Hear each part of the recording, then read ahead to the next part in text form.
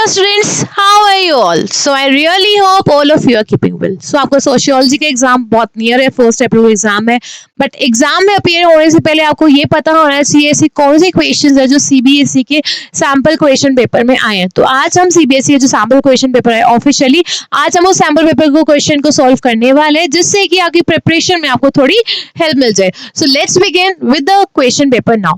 Now obviously 3 hours का question paper होगा, 80 marks में. अब जनरल इंस्ट्रक्शन के ये एक बार पढ़ लेते हैं. नाउ 4 सेक्शन में क्वेश्चन पेपर आपका डिवाइडेड है. नाउ 35 क्वेश्चंस है टोटल. सारे क्वेश्चंस को करना कंपलसरी है. नाउ जो यहाँ पे सेक्शन ए रहने वाला है, सेक्शन ए में नंबर 1 से लेके 16 जो क्वेश्चन रहने वाले हैं यहाँ पे वो आपके एमसीक्यू टाइप क्वेश्चंस है, विच मीन जो 16 मार्क्स आपको यहाँ पे मिल रहे हैं वो एमसीक्यू टाइप क्वेश्चंस के मिल रहे हैं जो बहुत इजीली आप स्कोर कर सकते हैं. नाउ सेक्शन बी में कितने क्वेश्चन है? 17 to 25 जो नंबर ऑफ क्वेश्चन रहेंगे, विच मीन 8 क्वेश्चन, वो very short answer type question होंगे. हर एक क्वेश्चन के यहाँ पे आपको 2 मार्क्स मिलेंगे. नाउ अलोंग विद दैट जो सेक्शन सी होगा उसके अंदर नंबर 26 से लेके 32 तक जो क्वेश्चन होंगे, विच इज 6 क्वेश्चन जो होंगे वो कैसे होंगे? वो शॉर्ट आंसर टाइप क्वेश्चंस होंगे एंड इन क्वेश्चन का जो मार्क्स शॉर्ट क्वेश्चंस होंगे आपके. ठीक है. आफ्टर दैट जो आपको सेक्शन डी रहने वाले, सेक्शन डी में जो आपको क्वेश्चंस मिलेंगे यहाँ पे वो 33 to 35, विच मीन जो 3 क्वेश्चन है 33, 34 एंड 35, ये क्वेश्चन आपके 6 मार्क्स के होंगे एंड ये क्वेश्चन आपके 200 वर्ड से एक्सीड नहीं होना चाहिए इन क्वेश्चन का आंसर. राइट. जो क्वेश्चन नंबर 33 है वो ग्राफिक रिप्रेजेंटेशन दी जाएगी, डेटा बेस दिया जाएगा, आपको ग्राफ दिया जाएगा और ग्राफ के डेटा के बेस के अकॉर्डिंग आपको इस क्वेश्चन को आंसर देना होगा. ना एक चीज आप यहाँ पे समझ लीजिए, जितने नंबर ऑफ क्वेश्चन है आपको उतने ही पॉइंट्स लिखने, उससे ज्यादा पॉइंट नहीं लिखने. आपको अपना यहाँ पे टाइम वेस्ट नहीं करना है. ठीक है ना. जो सबसे पहला क्वेश्चन है यहाँ पे वो असर्शन और रीजन बेस्ड क्वेश्चन है. असर्शन और रीजन बेस्ड क्वेश्चन को कैसे आपको करना होता है? सबसे पहले आप पहली स्टेटमेंट देखेंगे, असर्शन देखेंगे, फिर रीजन देखेंगे. इन दोनों का आपको इंडिविजुअल देखना है कि असर्शन ट्रू है या नहीं और रीजन ट्रू है या फॉल्स है, ये देखना है. जब दोनों को आपने देख लिया, फिर दोनों को देखने के बाद आपको इनका रिलेशन निकालना है. क्या करना है? आपको यहाँ एंड में बिकॉज वर्ड ऐड ऑन कर देना है और ये स्टेटमेंट के बाद आपने बोला because due to this reason, तो आपको ये पता लग जाएगा करेक्ट आंसर है या नहीं है. Now let's begin with the very first question. People often do not see the end result of their work because they are producing only one small part of product. Now जो लोग होते हैं वो क्या करते हैं, जो end result होते हैं किसी चीज का वो नहीं सोचते, बल्कि वो क्यों नहीं सोच पाते? क्योंकि वो किसी पूरी प्रोसेस का कुछ हिस्सा कर रहे होते हैं जिस हिस्से से वो बेनिफिटेड होते हैं, बट जो पूरी ऑलरेडी प्रोसेस है वो उसका रिजल्ट नहीं सोचते. क्या ये स्टेटमेंट सही है, गलत है, ट्रू है या फॉल्स है? ऑब्वियसली ये जो स्टेटमेंट है यहाँ पे ये ट्रू है. राइट. इसके बाद इसका रीजन क्या है? Industrialisation involves a detailed division of labour. Industrialisation में क्या होता है, जो लेबर होते हैं ना, लेबर का डिवीजन होता है, डिटेल्ड डिवीजन होता है. उनके डिपार्टमेंट्स के अकॉर्डिंग जो स्किल है उस स्किल के अकॉर्डिंग उनका डिवीजन करा जाएगा.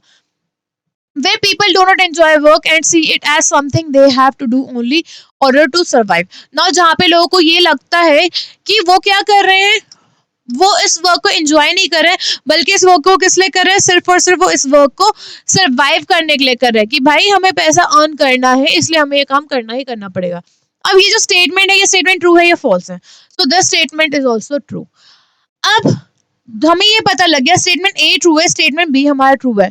अब क्या ये जो असर्शन है उस असर्शन का ये करेक्ट रीजन है या नहीं है? तो ऑल टुगेदर हम इस चीज को दोबारा से रीड आउट करेंगे. People often do not see the end result of their work because they are producing only one small part of product. इसके बाद हम क्या करेंगे? Because ऐड करेंगे. One small part of product because industrialization. Industrialization involved. अब यहाँ पे because suitable नहीं हो रहा है तो हम क्या देखेंगे? Due to this देखेंगे हम डाल के. Due to this. Due to this, इस वजह से इंडस्ट्रियलाइजेशन इन्वॉल्व, इस वजह से जो इंडस्ट्रियलाइजेशन है वो क्या करती है?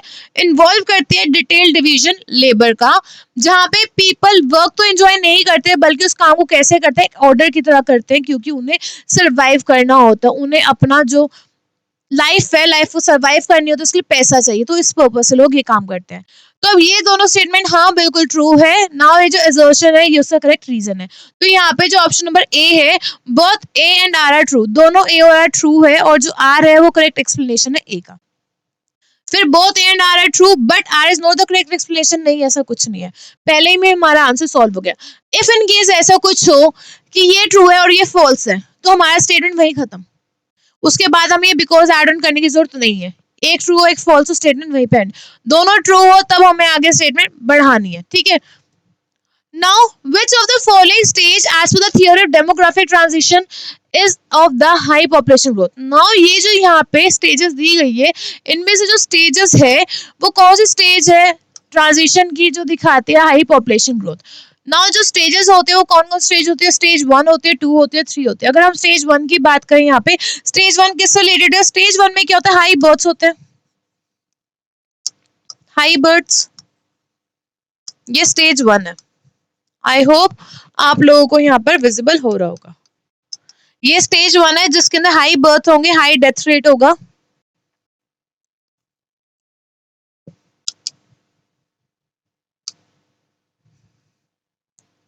और स्लो पॉपुलेशन ग्रोथ।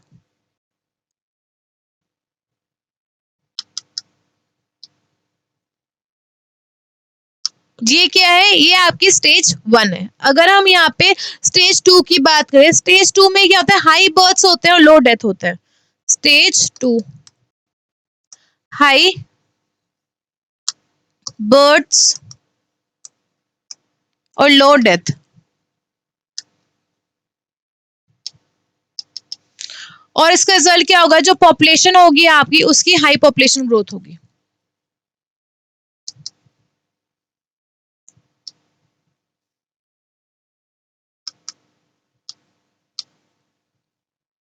अब यहाँ पे आप एक सिंपल सी बात समझिए, अगर आपके हाई बर्थ है और हाई ही डेथ रेट है तो उसका क्या होगा? जो पॉपुलेशन है उसकी जो ग्रोथ है वो तो स्लो हो जाएगी, ठीक है। अब अगर आपके हाई बर्थ है लेकिन डेथ रेट कम है, हाई बर्थ होने से डेथ रेट कम होने से रिजल्ट क्या निकले? जो पॉपुलेशन की जो ग्रोथ है वो और ज्यादा हाई पॉपुलेशन ग्रोथ हो जाएगी।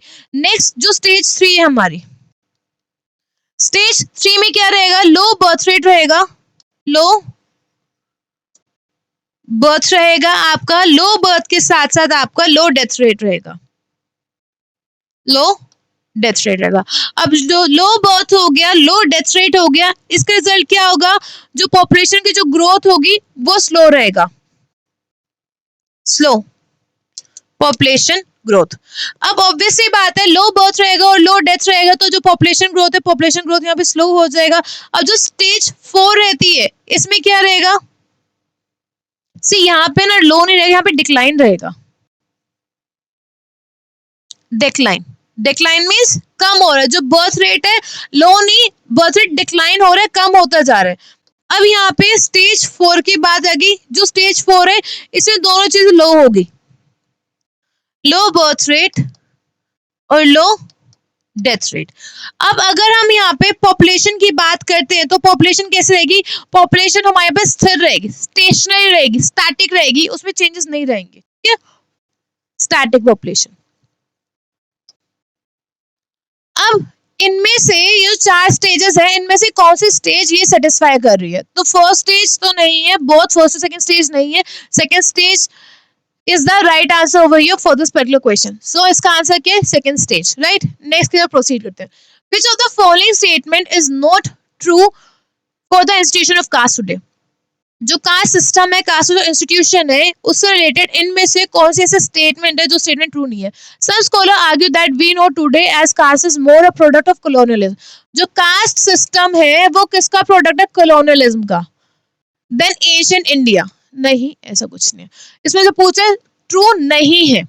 अब जो कास्ट सिस्टम है ना इंडिया में, वो कॉलोनियल पीरियड से पहले का है, ब्रिटिशर्स के आने से पहले का है। जो मनुस्मृति है आपकी, जो धर्मशास्त्र वगैरह, जो धर्म सूत्रा वगैरह, जो ब्राह्मण लिखी है, जो मनुस्मृति है, उसमें ऑलरेडी कास्ट का डिवीजन आ गया था। ये जो कास्ट का डिवीजन ये लेटर वैदिक एरा में आ गया था। तो ये स्टेटमेंट क्या है? ये स्टेटमेंट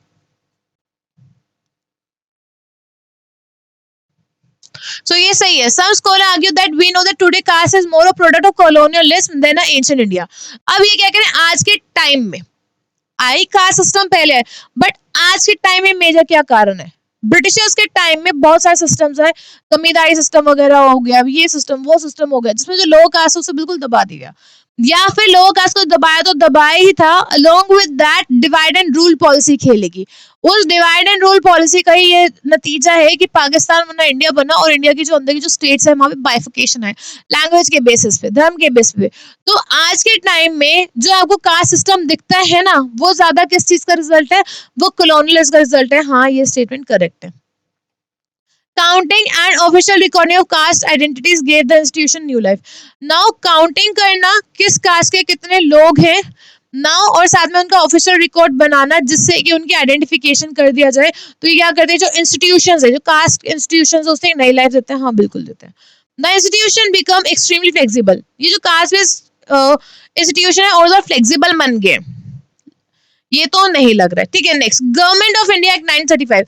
जो गवर्नमेंट ऑफ इंडिया एक्ट आया था 935 में, उसे क्या पास करता, which give legal recognition to list और schedules of caste and tribe marked out of special treatment by the state. This how the term scheduled tribe, scheduled caste came into being. हाँ बिल्कुल सही है। जो article 135 है आपका, article 135 में कुछ लीगल टर्म्स है, कुछ लीगल लिस्ट आई, या फिर जिन्हें हम शेड्यूल्स भी कहते हैं, जिसके अंदर कास्ट आई और ट्राइब्स है। कास्ट में कौन सा, शेड्यूल कास्ट है, शेड्यूल ट्राइब है। शेड्यूल ट्राइब कौन हो गए, आदिवासी वगैरह हो गए। और ये जो लोग है शेड्यूल कास्ट हो गए, शेड्यूल ट्राइब हो गए, इन्हें रिजर्वेशन प्रोवाइड करी जाएगी। और जो शेड्यूल ट्राइब है, आदिवासी से, उन्हें एक अलग से स्टेटस दिया जाएगा जिसमें वो स्टेटहुड भी मांग सकते हैं। इनमें से अब जो रॉन्ग स्टेटमेंट है वो सी स्टेटमेंट रॉन्ग है, जो ट्रू नहीं है। बाकी सारे के सारे स्टेटमेंट्स यहाँ पर ट्रू है, right. Next question, Which of the following reason are responsible for the invisibility of caste system in the upper caste and upper middle class? अब जो कास्ट सिस्टम है, ये कास्ट सिस्टम धीरे धीरे गायब होता जा रहा है, इनविजिबल होता जा रहा है। किस कैटेगरी में, कैटेगरी देख लीजिए पहले। यहाँ पे अपर कास्ट कहा गया और अपर मिडिल क्लास में रिजर्वेशन की पॉलिसी की वजह से, या फिर एजुकेशन एंड एम्प्लॉयमेंट जो प्राइवेट सेक्टर है उस वजह से, या फिर जो development policies I post colonial era में, विच मीन्स ब्रिटिशर्स के जाने के बाद, पोस्ट मीन्स बाद में, कॉलोनियल एरा ब्रिटिशर्स के टाइम पीरियड के बाद, टाइम पीरियड ब्रिटिशर्स के जाने के बाद जो पॉलिसीज आई, उस वजह से क्या है, जो कास्ट सिस्टम है अपर क्लास में और जो अपर मिडिल क्लास है उसमें खत्म होता जा रहा है। Their lead over the rest of society in terms of education did not ensure protection from serious competition. नहीं, ये तो कुछ नहीं है। So option number C is the right answer over here for this particular question, right? Moving towards the next question for the day now. Considering from an urban point of view, the rapid growth and urbanization show that town or city have been acting as magnet of rural population for rural population. Considering from an urban, अगर आप urban point of view से सोचे, अगर city के point of view से सोचे, जो rapid growth हो रही है, जो urbanization हो रही है बहुत ज्यादा towns में, cities में, ये किस वजह से हो रही है? क्या एक मैग्नेट है? क्या ऐसी मैग्नेट है जो रूरल पीपल को, जो रूरल पॉपुलेशन को अपनी तरफ खींचती है? अब इसमें जो इनकरेक्ट स्टेटमेंट है अर्बनाइजेशन के बारे में, शहरीकरण के बारे में, वो बतानी है आपको। Rural to urban migration has increased due to decline common property resources. जो रूरल से अर्बन एरिया की तरफ जो माइग्रेशन होती है, कि वो लोग जो रूरल एरिया से अर्बन एरिया की तरफ शिफ्ट होते हैं, इनका जो नंबर है, इनका नंबर डिक्लाइन हो गया, रिड्यूस हो गया। किस वजह से रिड्यूस हो गया? कॉमन प्रॉपर्टी रिसोर्सेज की वजह से। नाउ जो अर्बन एरिया है, are decisive force in term of political dynamics. जो अर्बन एरिया है वो क्या है? एक डिसिसिव फोर्स है, किसकी टर्म में? पॉलिटिकल डायनामिक्स के टर्म में। अब आपको इनकरेक्ट स्टेटमेंट बताने यहाँ पर, ये देख लीजिएगा। People go to cities in search of work. हाँ भाई, लोग सिटीज में जाते हैं किसके लिए? काम की तलाश में। अगर आप किसी छोटी सिटी में, आप किसी बड़ी सिटी में जाके काम को ढूंढेंगे, वैसे जो रूरल एरिया, जो विलेज के लोग हैं, वो किसी बड़ी सिटी में जाके, जो सिटीज में जाके काम को ढूंढते हैं। ठीक है, cities offer anonymity to the poor और ऑप्रेस्ड क्लास। जो सिटीज है वो क्या देती है? बेसिक नीड्स प्रोवाइड करती है, किसको? पुअर और ऑप्रेस्ड क्लास को। नाउ इनमें से रॉन्ग स्टेटमेंट कौन सी? जो स्टेटमेंट बी है, statement B is the wrong statement over here for this question. Now okay, next की तरफ प्रोसीड करते हैं। In which way Adivasi struggle are different from Dalit struggle. जो आदिवासी स्ट्रगल है ना, वो डिफरेंट क्यों है दलित के स्ट्रगल से? अच्छा, दलित कौन हो गए? दलित को ब्रोकन्स भी कहा जाता है। ठीक है, और जो ब्रोकन्स है, जो दलित है, या फिर आप जो वो लोग जो एससी कैटेगरी में आते हैं, शेड्यूल कास्ट की जो कैटेगरी में आते हैं, ये लोग आदिवासी के स्ट्रगल से, इनका स्ट्रगल डिफरेंट कैसे है? They were not discriminated against like Dalits. इन्हें डिस्क्रिमिनेट नहीं किया जाता दलित्स की तरह। आपको डिफरेंस बताना है, अलग क्यों है ये। Their social and economic condition were better than Dalits. Now जो आदिवासी है उनकी सोशल और इकोनॉमिक कंडीशन बेटर दलित से। बिल्कुल गलत बता रहे हैं यहाँ पे, बिल्कुल गलत है ये तो। They did not face social exclusion, इन्हें सोशल एक्सक्लूजन फेस नहीं करना पड़ता, बिल्कुल गलत है ये भी। Adivasis were concentrated in contiguous area and could demand statehood. Adivasi लोग जो है वो एक एरिया में सीमित है, कंसंट्रेटेड एक एरिया में है, ठीक है, और ये क्या मांग सकते हैं, स्टेटहुड डिमांड कर सकते हैं। अब स्टेटहुड का मतलब क्या हुआ, जो आपका शेड्यूल 6 है कॉन्स्टिट्यूशन का, ये आर्टिकल क्या कहते हैं, schedule 6 of the constitution says that कि जो आदिवासी है वो आदिवासी क्या मांग सकते हैं, स्टेटहुड मांग सकते हैं।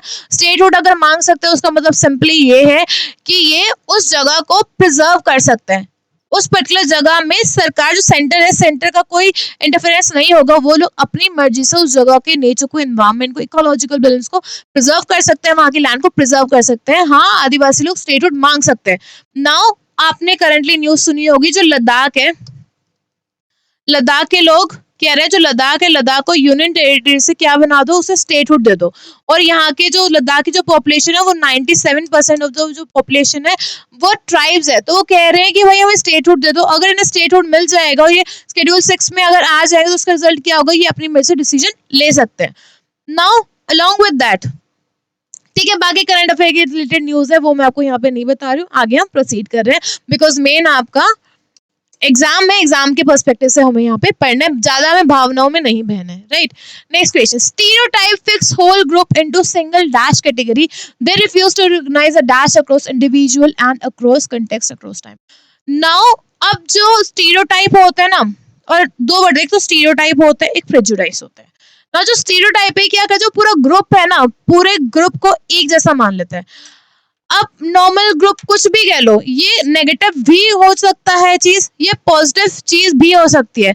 लाइक क्लास 12th बी पूरी बहुत नटोरियस क्लास है, बहुत नोटी क्लास है, पूरा ग्रुप हमने ले लिया 12th बी का।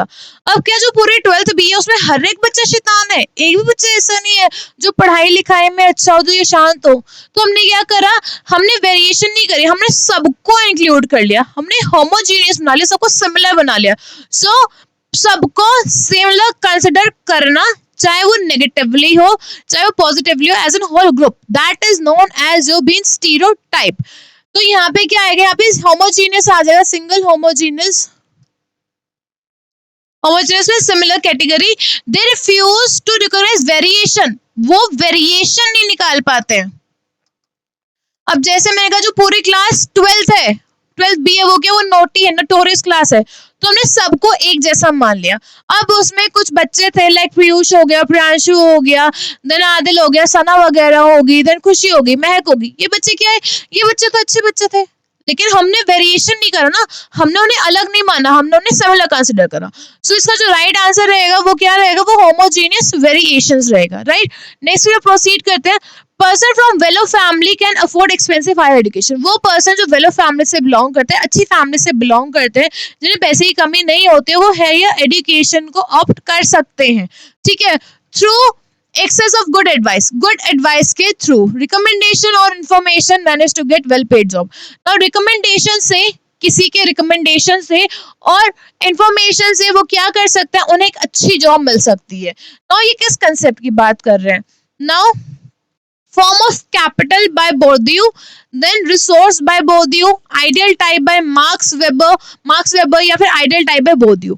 Now ये जो हायर एजुकेशन की बात हो रही है, इसमें एक्सपेंसेस की बात हो रही है, कहीं ना कहीं हमें पैसे की बात हो रही है। पैसे को हम क्या कहते हैं, मनी को हम कहते हैं कैपिटल। ये सारी चीजें आपको जो बात हो रही है तब मिलेगी जब पैसा होगा, पहुंच होगी, ये सारी चीजें पैसे से आएगी, तो ये क्या कैपिटल से आएगी। तो ये किस चीज का कंसेप्ट है, तो ये बोर्डियो का कैपिटल का कंसेप्ट है। Clear, forms of capital by Bourdieu. Next question जो प्रोसीड करते हैं, फिर से जो क्वेश्चन है हमारा, ये हमारा assertion and reason based question है। ये किसके बारे में, असर्शन क्या था, everydayness of social inequality and exclusion often make them appear inevitable, almost natural। Now जो डेली बेसिस पे जो सोशल इनइक्वालिटी होता है, सोसाइटी में जो भेदभाव होता है और एक्सक्लूजन होता है कि भाई सोसाइटी में एक पर्सन इंक्लूड ना करना, एक्सक्लूड करना, एक एक्सक्लूड करना, बाहर रखे रखना, इससे क्या होता है वो इनएविटेबल हो जाते हैं, मतलब दिखते ही नहीं है, अवॉइड कर दिए जाते हैं। और ये चीज क्या होती है, ये चीज नॉर्मली होती रही, ये चीज नेचुरल हो गई है। क्या ये स्टेटमेंट ट्रू है? हाँ बिल्कुल ये स्टेटमेंट ट्रू है। Assertion and reason based question है, पहले तो हमें ऑब्वियसली ये फाइंड आउट करना कौन सा स्टेटमेंट ट्रू है कौन सा स्टेटमेंट फॉल्स है यहाँ पर। नेक्स्ट रीजन क्या है इसका? The common sense understanding is that the poor and the marginalised are where they are because they are lacking in ability. जो कॉमन सेंस की जो अंडरस्टैंडिंग है हमें उससे ये पता लगा जो पुअर और जो मार्जिनलाइज्ड है, मार्जिनलाइज मतलब जिनके पास पैसा वगैरह नहीं है, रिसोर्सेज वगैरह की कमी है, ऐसे जो लोग हैं इन्हें क्या करने किनारा कर दिया जाता है। क्यों? क्योंकि लैक इन एबिलिटी, इनके पास क्षमता नहीं है, कमी है इनके पास क्षमता की, और हैवंट ट्राइड या फिर इन्होंने ट्राई ही नहीं करा अपनी सिचुएशन को इम्प्रूव करने का। अब हम यहाँ पे बेगर का एग्जांपल ले सकते हैं। बेगर क्या अपने आप को इम्प्रूव कर पाता है? नहीं कर पाता। क्यों? उसका जो सोशल सर्कल है वो सोशल सर्कल ही जरा सा है, वहां पे लोग चाहते ही नहीं अपने आप को अपलिफ्ट करना, तो वो नहीं कर सकता। कभी कभी आपने न्यूज सुनी होगी एक रिक्शा वाले का बेटा बना यूपीएस ऑफिसर, आईएएस ऑफिसर, तो उसने ट्राई करा है ना। अब not everyone is able to try, तो यहाँ पे क्या लिखा है, लोग के पास एबिलिटी की तो कमी है, क्षमता की कमी है, लेकिन वो लोग ट्राई भी नहीं करते हैं, अपनी सिचुएशन इंप्रूव भी नहीं करना चाहते, ये उस चीज की बात हो रही है। अब ये स्टेटमेंट बिल्कुल ट्रू है। अब हमें ये सारी साथ में पढ़नी है, क्या जो assertion है उसका करेक्ट रीजन यहाँ पे दिया है या नहीं दिया है। The everydayness of social inequality and exclusion often make them appear inevitable, almost natural, because the common sense understanding is that poor and marginalized are where they are because they are lacking in ability or haven't tried hard enough to improve the situation. हाँ बिल्कुल सही बात करी गई यहाँ पे, तो assertion का ही करेक्ट रीजन दिया गया यहाँ पे। तो जो ऑप्शन नंबर ए है जिसमें both A and R are true and R is correct explanation of A, ये आपका राइट आंसर है यहाँ पे। नेक्स्ट की तरफ प्रोसीड करते हैं। Cultural diversity. अब डाइवर्सिटी क्या है? सी इंडिया जो है, इंडिया में डाइवर्सिटी है, बहुत सारे कल्चर्स है, एक डिफरेंट कल्चर है। मेरा कल्चर कुछ और है, आपका कल्चर कुछ और होगा। आप जिस जिस स्टेट में चले जाएंगे वहां पे कल्चर अलग दिखेंगे, not only in the state but with in the cities also आपको डिफरेंट कल्चर दिखते हैं लोगों के। नाउ कल्चर डाइवर्सिटी है कैन प्रेजेंट टफ चैलेंज। जो कल्चरल डाइवर्सिटी है एक टफ चैलेंज प्रेजेंट कर सकती है। नाउ इनमें से उस टफ चैलेंज का कौन सा कारण नहीं है? It can arouse intense passion among its member and mobilise large number of people, कि जो लोग हैं उनके बीच में पैशन जनरेट कर सकती है और क्या कर सकती है, लोगों को मोबिलाइज कर सकती है लार्ज नंबर पे। हाँ ये तो ठीक है, हमें नोट निकालना है रीजन कौन सा नहीं है। तो ये पहले क्वेश्चन ध्यान से पढ़ लीजिएगा, ये पूछा क्या गया है, नेगेटिव स्टेटमेंट पूछी गई या पॉजिटिव स्टेटमेंट पूछी गई आपसे। Economic and social inequalities among the communities. Now जो कम्युनिटीज है, जो लोग हैं, उनमें इकोनॉमिक और सोशल इनइक्वालिटीज है। Economic in the terms of money, और सोशल का मतलब क्या हुआ? Caste based, lower caste, upper caste, ठीक है। नाउ इनइक्वालिटीज कम्युनिटीज में, हाँ बिल्कुल सही है। Equal distribution of scarce resources, जो स्कार्स रिसोर्सेज है वो रिसोर्सेज जिनकी कमी है उनका इक्वल डिस्ट्रीब्यूशन हो रहा है? नहीं भाई, बिल्कुल इक्वल डिस्ट्रीब्यूशन नहीं हो रहा है। कुछ लोग ऐसे हैं जिन्हें तो पानी मिलता ही नहीं है, जिन्हें क्लीन ड्रिंकिंग वाटर नहीं मिलता, सेफ वाटर नहीं मिलता, जितनी क्वांटिटी में वाटर चाहिए उतना वाटर नहीं मिलता। मुंबई चले जाओ वाटर का हाल देख लो, दिल्ली चले जाओ वाटर का हाल देख लो, छोटे शहरों में मिल जाएगा, बट कहीं पे गाँव में तो बहुत गंदा पानी मिल रहा है, गंदा पानी है, कंटामिनेटेड वाटर है। तो जो रिवर वाटर है, ये जो रिसोर्स जो कम है, जो स्कार्स है, वो इक्वली मिल रहा है? नहीं, बिल्कुल नहीं मिल रही। जॉब्स या फिर गवर्नमेंट फंड के इक्वली मिल रहा है? कंप्लीटली रॉन्ग स्टेटमेंट है। आंख बंद करके भी आप स्टेटमेंट को फाइंड आउट कर सकते हैं। तो यहाँ पे option number C is the right answer for this particular state question over here. Next question, policies promoting integration world. ऐसी पॉलिसीज जो इंटीग्रेट करते हैं, जो सबको साथ में लेकर चलते, सबको इंक्लूड करती है, वो क्या इन्वॉल्व करते हैं? Outright suppression of identities of group which are in minority. ना वो लोग जो माइनॉरिटी में होते हैं उन ग्रुप को आइडेंटिफाई करती है। Complete erosion of cultural difference between the group. ना जो कल्चर का जो डिफरेंस है वो खत्म कर देती है बिटवीन द ग्रुप। नहीं भाई, ऐसा तो कुछ नहीं है। एलिमिनेशन ऑफ एथोनेशनल, जो एथोनेशनल कल्चर डिफरेंस है पब्लिक एरिया में, उसे रिमूव करती है। तो ये जो तीनों ही स्टेटमेंट है ना, ये तीनों ही स्टेटमेंट सही है, क्योंकि यहाँ पे पूछे ऐसी कौन सी पॉलिसीज हैं जिनसे आप इंटीग्रेशन कर सकते हो। तो इन सारी चीजों आप इंटीग्रेशन कर सकते हो, सबको साथ में ला सकते हो, सबको साथ में इंक्लूड कर सकते हो। तो ऑल द अबव यहाँ पे करेक्ट आंसर है इस पर्टिकुलर क्वेश्चन का यहाँ पे, ठीक है। नाउ नेक्स्ट क्वेश्चन की तरफ प्रोसीड करते हैं। फिर से assertion reason, सी ये तीसरा क्वेश्चन assertion reason बेस का। assertion reason बहुत केयरफुली करना है क्योंकि 3 मार्क्स का अभी तक हमें पता लग चुका है कि 3 मार्क्स में तो आएंगे ही आएंगे। Right, urbanisation in colonial period so the formation of new urban centre. जो अर्बनाइजेशन हुआ colonial पीरियड में, मीन्स जो ब्रिटिश पीरियड में हुआ, जो शहरीकरण ब्रिटिश पीरियड में, so the formation of new urban centres, इससे क्या हुआ, नए अर्बन सेंटर्स बने, नए शहर बने, नए अर्बन सेंटर्स बने। हाँ, बॉम्बे बना था, मेड्रास बना था, कोलकाता बना था, ये नए अर्बन सेंटर्स ही तो बने थे। Now are these urban centres were designed to function as trading post only. क्या इस सेंटर को सिर्फ और सिर्फ, अच्छा ये स्टेटमेंट तो देख लो पहले, ये स्टेटमेंट ट्रू है। क्या ये जो अर्बन सेंटर थे सिर्फ और सिर्फ इन्हें ट्रेडिंग पोस्ट के लिए बनाए थे, यहाँ से सिर्फ ट्रेड हो सकता है? नहीं, ऐसा कुछ नहीं था, सिर्फ ट्रेडिंग पर्पस के लिए नहीं थे। नाउ जब एक चीज ध्यान रखिए कि एमसीक्यू में जब ऐसे कुछ आते हैं options, only,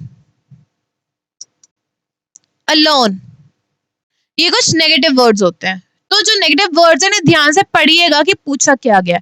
not only, note आ जाए तो ये नेगेटिव वर्ड्स होते हैं, नेगेटिव वर्ड्स को आपको ध्यान से देखना है, ठीक है। Now these urban centres were designed to function as trading post only, no, trading post alone, no, false, ये स्टेटमेंट फॉल्स है। तो मैंने आपको बताया था जब एक स्टेटमेंट ट्रू हो जाए, स्टेटमेंट फॉल्स हो जाए, आगे प्रोसेस आपको नहीं करनी है। तो ऑब्वियसली ये दोनों तो ऑप्शन नहीं हो सकते, इन दोनों को कर दो एलिमिनेट उठा के यहाँ से, ठीक है। अब A is true, B is false, हाँ भाई ए ट्रू है, बी फॉल्स है, तो थर्ड हमारा आंसर है यहाँ पे। नेक्स्ट क्वेश्चन की तरफ प्रोसीड करते हैं। अब फिर से फोर्थ क्वेश्चन आ रहा है आपको assertion reason बेस्ड का। The impact of Sanskritisation is many side. जो संस्कृताइजेशन है इसका जो इम्पैक्ट है वो सिंगल इम्पैक्ट नहीं है, डाइवर्सिफाइड इम्पैक्ट है, डिफरेंट डिफरेंट जगह आपको ये इम्पैक्ट दिखता है। क्या ये चीज ट्रू है? हाँ, ये चीज ट्रू है। रीजन क्या इसका? It influence can be seen, इसका जो इन्फ्लुएंस है कहाँ दिख सकता है? लैंग्वेज में। हाँ भाई, लैंग्वेज तो संस्कृत में दिखेगा, लिटरेचर में बिल्कुल दिख रहा है, आइडियोलॉजी में, सोच में, थॉट प्रोसेस में, म्यूजिक में बिल्कुल दिखता है, डांस में दिखता है, ड्रामा में, स्टाइल में, लाइफ में, रिचुअल में, हर चीज में संस्कृताइजेशन दिखती है आपको। तो ये दूसरा स्टेटमेंट भी ट्रू है। अब वही जो हमारी प्रथा चलती आ रही है assertion reason को सॉल्व करने की, हम उसी को फॉलो करेंगे। हम यहाँ पे बिकॉज वर्ड एड ऑन कर देंगे। The impact of Sanskritization is many-sided because its influence can be seen in language, literature, ideology, music, dance, drama, style of life and ritual. तो हाँ, ये दोनों स्टेटमेंट करेक्ट है और जो रीजन है वो assertion का करेक्ट आंसर है। तो जो स्टेटमेंट बी है हमारी वो यहाँ पे सेट बैठती है, both A and R are true, R is the correct explanation of A. ठीक है, नेक्स्ट तरफ अब हम प्रोसीड करेंगे। Major difference between developing and developed countries is the number of people in dash salaried employed। ना जो major difference है developing country में और डेवलप कंट्री में। अब डेवलपिंग कंट्री कौन सी है? डेवलपिंग आपकी यूएस होगी, यूके हो गया, फ्रांस हो गया, सॉरी ये डेवलप्ड कंट्रीज है, these are your developed countries. अच्छा, अगर हम डेवलपिंग की बात करें तो कौन सी कंट्री आ जाएगी? इंडिया होगी, लाइक अफ्रीकन कंट्रीज होगी,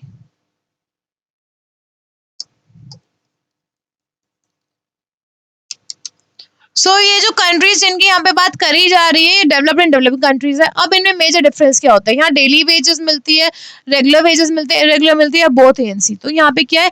रेगुलर सैलरीड एम्प्लॉयड है, यहाँ पे जो लोग हैं उन्हें रेगुलर बेस पे सैलरी मिलती है और रेगुलर सैलरी बेस पे वो एम्प्लॉयड है। तो option number 20 correct over here. Next question में प्रोसीड करेंगे। Right to information campaign is an example of. Right to information campaign किसका एग्जाम्पल है? अच्छा, पहले राइट टू इन्फॉर्मेशन, जो हमारे इंडियन कॉन्स्टिट्यूशन का आर्टिकल 19 है। आर्टिकल 19 क्या है हमारा? Article 19 is about right to information. ठीक है, अब ये किस चीज का एग्जांपल है? कौन से कैंपेन के उनका एग्जांपल है? रिडेम्पटिव मूवमेंट है या फिर रिफॉर्मिस्ट मूवमेंट है, रेवोल्यूशनरी मूवमेंट है या फिर ओल्ड सोशल मूवमेंट है? तो जिसका right answer that is your reformist movement है। ये reformist movement is the right answer over here. Next तरफ प्रोसीड करते हैं हम। Which of the following is not feature of social movement? इनमें से कौन सा फीचर नहीं सोशल मूवमेंट का? सोशल में सारे सोसाइटी के जो कास्ट सिस्टम को पीछे छोड़ के जो भी सोसाइटी के जो लोग हैं सबको इंक्लूड करके। सस्टेन्ड कलेक्टिव एक्शन की बात कर रहे हैं, aims to bring about change on public issue पे चेंज लाना, shared objectives and ideology, shared objectives ideology होना चाहिए, या फिर डज नॉट नीड लीडरशिप और स्ट्रक्चर, इसे लीडरशिप और स्ट्रक्चर की जरूरत नहीं होनी चाहिए, हाँ इसे लीडरशिप और स्ट्रक्चर की जरूरत नहीं है, करेक्ट आंसर। नेक्स्ट की प्रोसीड करते हैं, सेक्शन बी हमारे यहाँ पे स्टार्ट हो गया, अब यहाँ पे ये क्वेश्चन है यहाँ तक, ठीक है, फिर उसका आंसर है यहाँ तक राधा पैसे दिए, in Modern Foods which was set up by the government to make healthy bread available at cheap price and which was the first company to be privatised. Now Modern Foods की अगर हम बात करें, कौन से ऐसे सेटअप है जो गवर्नमेंट ने बनाए हैं हेल्दी ब्रेड्स के लिए, जो अवेलेबल है सस्ते प्राइसेस पे, जो पहली कंपनी थी जिसने इसको प्राइवेटाइज करा है। 60% of the workers were forced to retire in the first 5 years। जो 60% जो वर्कर्स थे उन्हें रिटायरमेंट लेने के लिए फोर्स करा गया फर्स्ट 5 years में। इस पैसेज के बेस के ऊपर जो क्वेश्चन दिया गया उसका आंसर देना आपको। अब हमें ये पता है जो सेक्शन बी है, सेक्शन बी की क्वेश्चन 2 मार्क क्वेश्चन है, तो just we have to give 2 points only, not more than that. ज्यादा पॉइंट्स है कि टाइम वेस्ट नहीं करना, शॉर्ट एंड स्वीट में लिखकर आ जाएगा, कोई फ्लारी वे में रिप्रेजेंट करने की नीड नहीं है, कोई चिट्ठे पूरे नहीं लंबे लिखने की जरूरत है आपको। Now the next thing over here is how did disinvestment impact the workers. जो डिसइन्वेस्टमेंट है वो वर्कर्स को कैसे इम्पैक्ट करी। Sale of share of public sector company, जो पब्लिक सेक्टर कंपनी थी उसने क्या अगर अपना हिस्सा बेच दिया, तो अपना हिस्सा बेच दिया तो क्या हुआ, तो हुई प्राइवेटाइजेशन हुई। प्राइवेटाइजेशन के होने से क्या हुआ, जो लोग हैं उन्हें इम्पैक्ट होगा, लोगों की क्या हुई, लोगों की नौकरी चलेगी, और जो एम्प्लॉयज थी, एम्प्लॉयज का जो नंबर था उस नंबर में रिडक्शन होगी। इन दोनों पॉइंट में से आप एक लिख सकते हैं और एक पॉइंट ऊपर लिख सकते हैं आप, ठीक है। नाउ या फिर और करके पूछा गया है, इन मारुति उद्योग, जो मारुति उद्योग लिमिटेड है, 2 car rolls of the assembly line every minute, 2 car assemble होती है हर minute. Workers get 45 minute rest in the entire day, पूरे दिन में वर्कर्स को सिर्फ 45 मिनट्स मिलते हैं रेस्ट करने के लिए। 2 टी ब्रेक मिलते हैं जो 7.5 मिनट के ईच होते हैं, एक लंच ब्रेक मिलता है जो हाफ एन आवर का मिलता है। Most of them are exhausted by the age of 40, जो मोस्टली जो 40 इयर्स की जो एज के लोग हैं वो परेशान हो जाते हैं, एग्जॉस्ट थक जाता है बुरी तरह, ठीक है, और वॉलेंटरीली रिटायरमेंट लेते हैं, अपनी मर्जी से रिटायरमेंट ले लेते हैं। Based upon the above passage answer the following question, what according to you is the impact of factory workers condition on the workers on the factory. Now जो पूछ रहे हैं आपके अकॉर्डिंग ये जो इम्पैक्ट है फैक्ट्रीज की जो वर्किंग कंडीशन का जो वर्कर्स पे हो रहा है और फैक्ट्री पे क्या इम्पैक्ट हो रहा है। इम्पैक्ट फैक्ट्री में क्या हो रहा है, फैक्ट्री अगर की कॉस्ट कटिंग हो रही है जिससे प्रॉफिट हो रहा है, लोग क्या करेंगे अपनी मर्जी से रिटायरमेंट ले लेंगे, तो जो सैलरी लोगों को देनी पड़ी वो सैलरी नहीं देनी पड़ेगी, कॉस्ट कटिंग यहाँ से होगी। दूसरा कॉस्ट कटिंग होगी तो उन्हें जो पैसा है वो ज्यादा मिलेगा, आपको प्रॉफिट मिल जाएगा। अगर नंबर रिडक्शन कम होगा परमानेंट एम्प्लॉयज में तो क्या होगा, ये इम्पैक्ट करेगा वर्कर्स को भी और फैक्ट्री को भी। ना ज्यादा एम्प्लॉय क्या कर रहे हैं, ज्यादा एम्प्लॉय वॉलेंट्री रिटायरमेंट ले रहे हैं, रिडक्शन करेगा नंबर ऑफ परमानेंट एम्प्लॉयज में। Workers are always very tense due to practice such as just in time and outsourcing. Now जो वर्कर्स है बहुत ज्यादा टेंस हो जाते हैं, परेशान हो जाते हैं इस रूटीन को फॉलो अप करते करते। Now many of our cultural practice and patterns can be traced out our agrarian background। Now हमारा जो कल्चर प्रैक्टिस है और जो हमारा पैटर्न है, जो एग्रेरियन बैकग्राउंड है, इस एग्रेरियन बैकग्राउंड से क्या हो सकता है काफी सारे पैटर्न्स ट्रेस आउट होके आ रहे हैं, तो आपको इसके बेसिस पे 2 एग्जांपल देने, ठीक है। Most of the new year festival in different regions of India such as Pongal in Tamil, Bihu in Assam and Baisakhi in Punjab celebrated the main harvest reason. अब जो मोस्टली जो हमारा कल्चरल बैकग्राउंड की जो प्रैक्टिस है वो हमें एग्रेरियन बैकग्राउंड से मिली है, इसके बारे में आपको बताना है। अब जो एग्रीकल्चर होता है डिफरेंट एरिया में जब फसल काटी जाती है ना तो अलग अलग फेस्टिवल सेलिब्रेट करे जाते हैं, होते सिमिलर टाइप के फेस्टिवल है बट नेम डिफरेंट दिया जाता है। पर्पस क्या होता है, जब आपकी फसल कटती है। तो अगर हम पंजाब की बात करें, आप सबको पता होगा पंजाब में बैसाखी मनाई जाती है अप्रैल में, ठीक है। नाउ असम में क्या मनाया जाता है, असम में बिहू सेलिब्रेट किया जाता है एंड तमिल में पोंगल को सेलिब्रेट करा जाता है। अब ये जो फेस्टिवल्स इनके यहाँ पे नाम लिए एग्रीकल्चर से रिलेटेड, एग्रेरियन सोसाइटी से रिलेटेड है। जब फसल को हार्वेस्ट करा जाएगा तब इन फेस्टिवल्स को सेलिब्रेट करा जाएगा। अब रीजन क्या होता है इन फेस्टिवल के पीछे, जस्ट बताया मैंने आपको, हार्वेस्ट होता है इसका रीजन, फसल जब पक गई उसे काटना।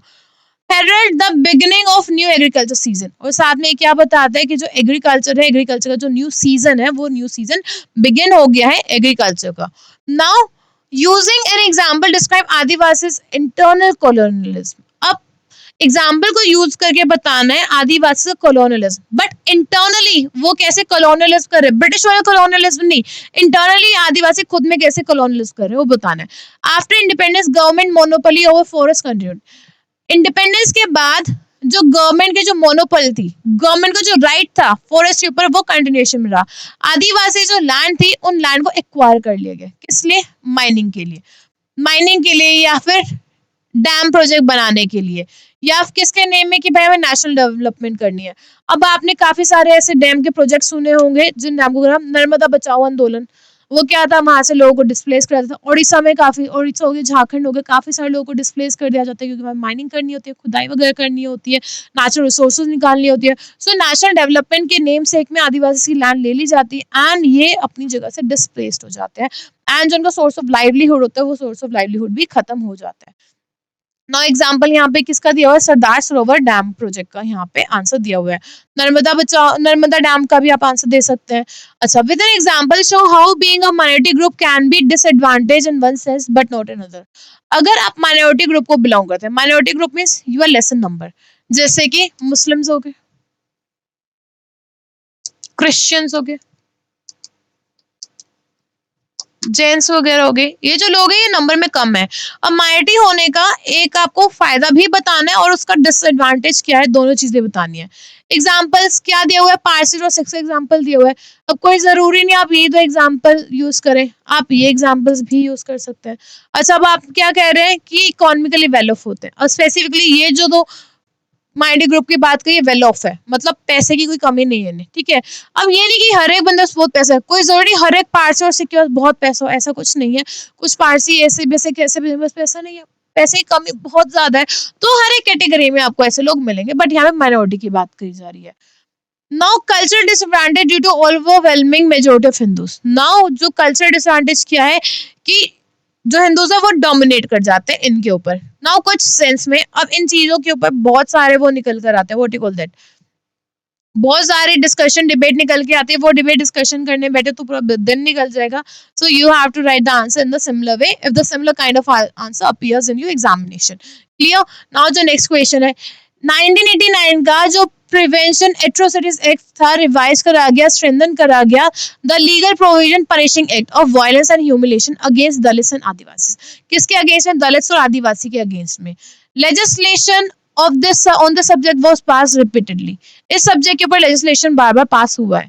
Do you think state action alone can ensure social change? क्या आपको लगता है कि सिर्फ और सिर्फ जो स्टेट का एक्शन है, स्टेट यहाँ पे जो वर्ड है वो गवर्नमेंट के लिए यूज करा गया है, सिर्फ और सिर्फ जो गवर्नमेंट का योगदान है, गवर्नमेंट का जो पार्टिसिपेशन है वो सोशल चेंज ला सकती सोसाइटी में? आपको एग्जाम्पल देना है, रीजन देना है अपने आंसर का।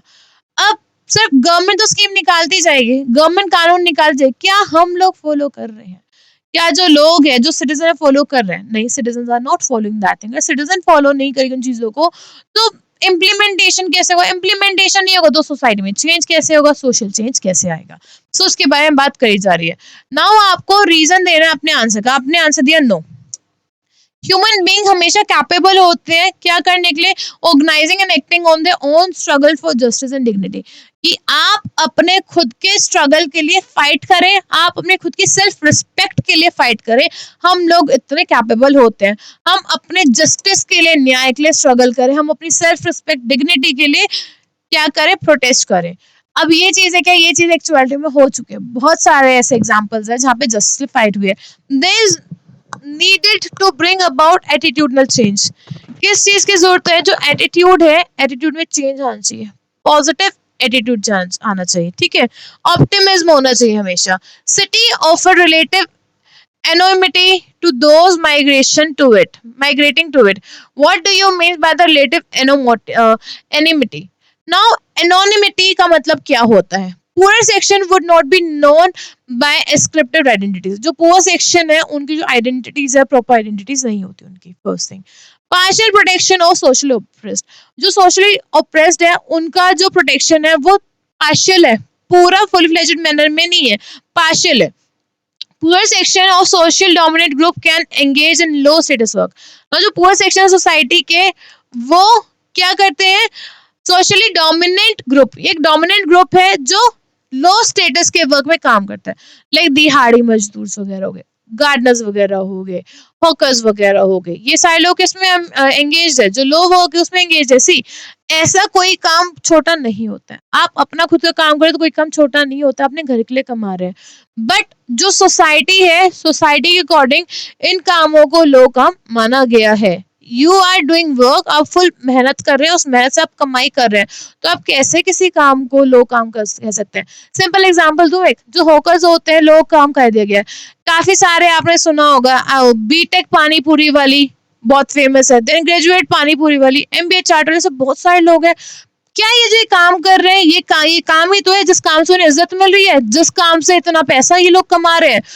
तो अगर कॉन्ट्रोडिक्शन में जाए तो क्या कॉन्ट्रोडिक्शन है कि कोई भी काम छोटा नहीं होता है, बट जो सोसाइटी ने कहा हुआ, सोसाइटी के अकॉर्डिंग हम इन चीजों को यहाँ पे रीड आउट कर रहे हैं।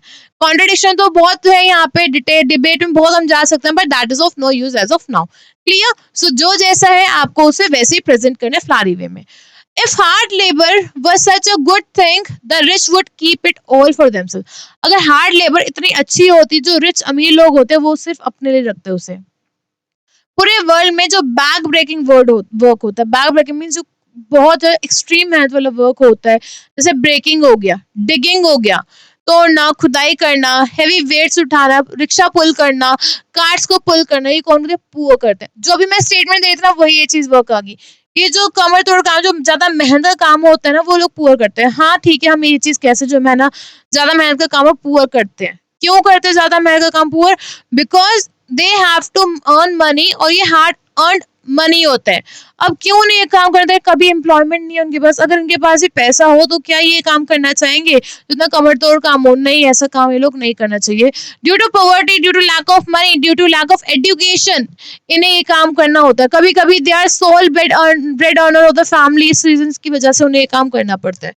And yet the rarely improve their life and chances.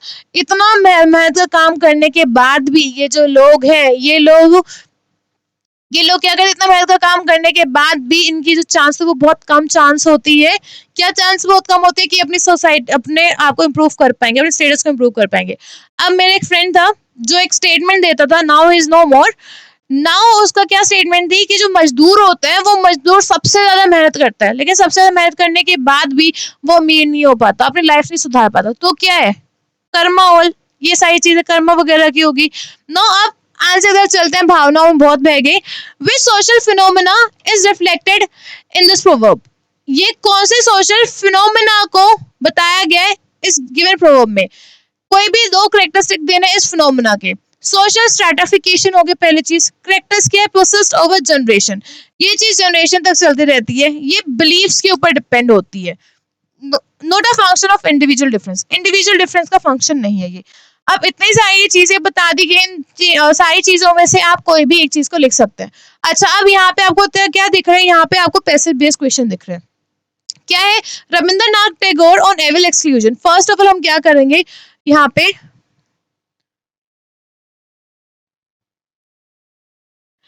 Question क्या है? Read the passage and show any two ways in which exclusion nationalism is practised. कोई भी आप पैसेज पढ़िए और कोई भी दो तरीके बताइए जिसमें नेशनल एक्सक्लूजन नेशनलिस्ट को प्रैक्टिस करा गया। Now Rabindranath Tagore on evils of exclusion exclusive nationalists where the spirit of the western national prevails। जहाँ पे वेस्टर्नाइजेशन की नेशनलिस्ट प्रिवेल करता है, वहाँ पे the whole people is being taught for boyhood to foster hatred and ambition by all kind of means. They are manufacture of half truth and untruth in the history. They by persistent mispresentation of other races and the culture of unfavorable sentiments toward them. Never think for a moment that the hurt you inflict upon other races will not infect you, or that the eminence you sow around your home will be a wall of protection for you all time to come. To imbue the minds of a whole people with an abnormal vanity of its own superiority, to teach it to take pride in its moral correctness, and I will be gotten wealth, to perpetuate humiliation of defeated nations by existing trophies.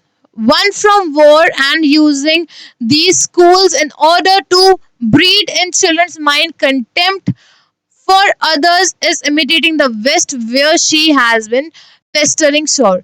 Now अब ये किसके बारे में बात करी जा रही है? Manufactures of half truth and untruth in history. पहला चीज यहाँ पे क्या, कहाँ से आपको आंसर मिल रहा है? C, by the manufactures of half truth and untruth in history. First चीज मिले. दूसरा क्या करा जा रहा है? जो चीजें हैं इन चीजों को मिस इंटरप्रेट करा जा रहा है, मिस प्रेजेंटेशन चीजों की दिखाई जा रही है. जो आपका कल्चर है, डिफरेंट डिफरेंट जो कल्चर है उसमें जो जातिवाद है उन सारी चीजों को दिखाया जा रहा है. ठीक है. Miss presentation of other races and culture of unfavourable sentiments towards them. ठीक है. नाउ यहाँ पे हमने दो चीज दिखा दी गई है. नाउ इन चीजों को इन्होंने यहाँ पे अलग लिया गया. क्लियर? नाउ नेक्स्ट थिंग हमें यहाँ से फाइंड आउट करनी है. Where is see, race and culture unfavourable. इन्हीं में से आपके 2 से 3 जो है वो सेंटेंस बन के निकल के आ रहे हैं. नाउ लास्ट में हमें यहाँ से मिल रहे हैं. सी, here you will find,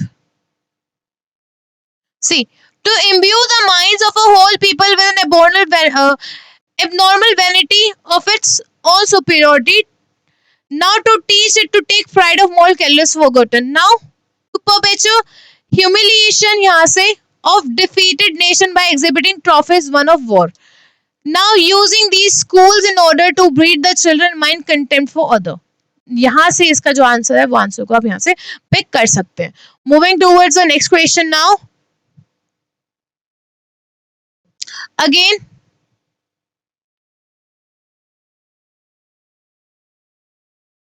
same stanza है, उसका आपके 2 क्वेश्चन पूछे गए हैं. आप किसी के भी एक का आंसर दे सकते हैं. क्या पूछा गया है? Is statehood based on linguistic identity. जो स्टेटहुड है क्या वो लिंग्विस्टिक आइडेंटिटी के ऊपर बना हुआ है? Give reason for your answer. आपको अपने आंसर के लिए रीजन देना है. ठीक है. नाउ ये वही सेम स्टैंजा, उस सेम स्टैंजा का क्वेश्चन बनकर आया हुआ है. आपको इन दोनों क्वेश्चन में से कोई भी एक क्वेश्चन करना है. नाउ इसका आंसर ऑब्वियसली नो रहेगा. Combination of ethnicity based on tribal identities. जो कॉम्बिनेशन बने हैं ये ट्राइबल एथनिसिटीज पे बने हैं, लैंग्वेजेस पे बने हैं, जो रीजनल डेप्रिविएशन है उसके ऊपर है, और ecological provide the base for intense regionalist. जो इकोलॉजी है वो क्या प्रोवाइड करती है? वो बेस प्रोवाइड करती है इंटेंस रीजनलिस्ट के लिए, जो आपको स्टेटहुड को प्रोवाइड करता है, शो करता है. राइट. नेक्स्ट क्वेश्चन क्या है? In what ways have social movement shape the world we live and continue to do so.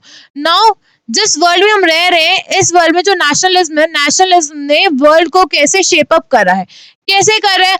Now work should not exceed 8 hours. Now जो वर्किंग कंडीशन हुआ करती थी कॉलोनियल पीरियड में, उस टाइम में working condition बहुत पुअर थी. इसका एक एग्जांपल यहाँ से, जो अहमदाबाद के जो मिल वर्कर्स थे, मिल वर्कर्स के लिए महात्मा गांधी ने प्रोटेस्ट करा था. तो उनकी जो वर्किंग कंडीशन बहुत पुअर थी. सो तब के जो मूवमेंट्स, उन मूवमेंट्स की वजह से 12 घंटे तो बहुत कम है, 14 आवर्स, 16 आवर्स, 20 आवर्स वर्क करना पड़ता था. एंड वर्स्ट कंडीशन हुआ करती लोगों की, not only in India but France वगैरह ऐसी जगह में भी. ठीक है. नाउ जो वर्किंग आवर्स है वो 8 घंटे से ऊपर नहीं होने चाहिए. 8 से 9 चलता है, 9 घंटे भी हो सकते हैं. ठीक है. मेन वुमेन को इक्वली पे करना चाहिए. अब अगर आप दिहाड़ी मजदूर की बात करें, कैजुअल लेबर की अगर बात करें, उसी सेम वर्क ले females are being paid less and men are paid more as compare to women. Now ये क्या है? इस चीजों को भी चेंज करा जाए, बट स्टिल काफी सारे ऐसे एरिया जहाँ पे फीमेल को लेस पे करा जाता है. चाहे एग्रीकल्चर का एरिया ले लो, चाहे कैजुअल लेबरर्स का वो एरिया ले लो, उसमें विमेन को कम पे किया जाता है as compare to man. Workers are entitled to social security and pension. जो वर्कर्स है उन्हें क्या देना चाहिए? सोशल सिक्योरिटी देना चाहिए, पेंशन देना चाहिए. सोशल सिक्योरिटी और पेंशन कौन से सेक्टर में मिल सकती है? फॉर्मल सेक्टर में, या फिर ऑर्गेनाइज सेक्टर में. अनऑर्गेनाइज और इनफॉर्मल सेक्टर में सिक्योरिटी नहीं मिल सकती. Now section C. अब सेक्शन सी यहाँ से स्टार्ट हो रहे हैं. Now Kumudtai's journey into Sanskrit began with great interest and eagerness with Gokhale Guruji, her teacher at school, at the university, the head of the department. Now जो कुमुदतीज है, इसकी जो जर्नी है संस्कृत की, इनका बहुत ज्यादा इंटरेस्ट था. इनका संस्कृत में इतना इंटरेस्ट क्यों था? क्योंकि इनके जो टीचर थे गोखले गुरुजी, ये इनके स्कूल के टीचर थे, और साथ में एट द यूनिवर्सिटी में हेड ऑफ द डिपार्टमेंट थे गोखले जी. ये एक वेल नोन स्कॉलर थे. He took great pleasure in taunting Kumuduti. ये क्या करते थे? कुमुदुती को टॉन्ट करते रहते थे. Despite adverse comments, she successfully completed her masters. इतने कमेंट्स मिलने के बाद भी कुछ कमेंट्स नेगेटिव भी होते होंगे. इन्होंने अपनी जो मास्टर्स है संस्कृत में उन्होंने सक्सेसफुली कंप्लीट करी है. Kumud Pawade 938. What does Kumud Pawade autobiography show us about the relationship between gender and caste? Now ये जो ऑटोबायोग्राफी है, इस ऑटोबायोग्राफी से हमें जो जेंडर है और कास्ट है उस जेंडर कास्ट के बारे में क्या पता लगता है. नाउ जो दलित वुमेन है, यहाँ पे कास्ट की बात आ रही है. जो दलित वुमेन है वो संस्कृत टीचर बनी. एक स्टूडेंट की तरह she is drawn toward the study of Sanskrit perhaps because it is the means through which she can break into a field that was not possible for her to enter on the ground of gender and caste. Now एक student की तरह, एक अच्छे विद्यार्थी की तरह ये क्या कर सकी, ये जो सोशल टैबूज थे, जेंडर बेस्ड सोशल टैबूज, कि एक फीमेल टीचर नहीं बन सकती, फीमेल पढ़ाई वगैरह नहीं कर सकती, ये सोशल टैबू हो गया, एजुकेशन अटेन नहीं कर सकती. दूसरा सोशल टैबू क्या हो गया, लोअर क्लास की वुमेन क्या ये टीचर बनेगी. ये जो सोशल टैबूज है, सोशल टैबूज को इन्होंने ब्रेक करा. अब कास्ट के बेसिस पे ये सोशल टैबू को ब्रेक नहीं कर सकती थी, ठीक है, बट इन्होंने एज अ स्टूडेंट इस ग्राउंड में एंटर हुई, टीचर के ग्राउंड में. जेंडर और कास्ट के बेस पे इस चीज को नहीं ऑप्ट कर सकती थी. She was drawn to it because it could enable her to read the original what the texts have to say about the women Dalits. Now ये सारी चीजें क्यों पढ़ पाई, क्योंकि बता सकते थे यहाँ पे जो टेक्स्ट हैं, जो किताबें हैं, वो विमेन्स के बारे में क्या कहते हैं और जो दलित लोगों के बारे में किताबें क्या कहती हैं. As she proceed with the studies, जैसे जैसे ये अपनी स्टडीज में आगे बढ़ती गई, she meets with varied reaction ranging from surprise to hostility. ना जैसे पढ़ाई में आगे बढ़ती गई, अलग अलग रिएक्शन मिले, कभी कभी हॉस्टिलिटी, काफी व्हाट यू कॉल दैट, बहुत ज्यादा एक्सट्रीम रिएक्शंस भी मिलते थे, बुरे रिएक्शंस भी मिलते थे. From guarded acceptance to brutal rejection. Now जहाँ पे इन्हें काफी बार रिजेक्शन का भी सामना करना पड़ा. आई होप यहाँ तक चीजें आप सबको क्लियर होगी होंगी. Now proceeding towards the next question for the day. Post independent, independence के बाद India states caste consideration had some contradiction. What are this contradiction? Now state में जो कास्ट सिस्टम है, इस कास्ट सिस्टम को लेकर के कुछ कंसिडरेशंस है, कुछ कॉन्ट्रडिक्शंस है. वो क्या है? State was committed to abolish the caste. State को, स्टेट यहाँ पे कंट्री है, कंट्री को क्या करना, जो कास्ट सिस्टम है उस कास्ट सिस्टम को एबॉलिश करना था, उस कास्ट सिस्टम को एंड करना था. State was both unable and unwilling to push towards radical reforms which would have undermined the economics basis of caste inequality. Now state unable थी और ना ही वो चाह रही थी.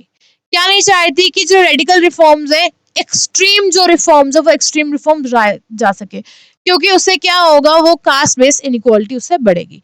State assumed that if it operated in a caste-blind manner, it would undermine caste-based privilege and eventual abolition.